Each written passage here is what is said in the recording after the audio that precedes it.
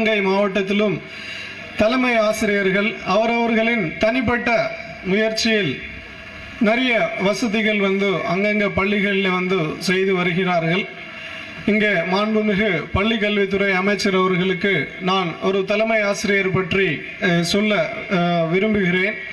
அரியகுடி மேல்நிலை பள்ளியில் ஒரு நூலகம் அமைப்பதற்கு முதன்மை கல்வி அலுவலர் அவர்களும் தலைமை ஆசிரியரும் முயற்சி எடுத்து ஒரு வகுப்பறை பயன்படுத்த முடியாத ஸ்பேர் ரூம் இருக்கக்கூடிய ஒரு வகுப்பறை அது பொதுப்படுத்தி ஒரு நல்ல ஒரு நூலகத்தை அமைத்திருக்கிறார்கள். 6000 புத்தகங்கள் கொண்ட அந்த நூலகத்தில் அங்கே படிக்கக்கூடிய 600 மாணவர்களுக்கு மிக பயனுள்ளதாக அந்த நூலகம் அமைந்திருக்கிறது.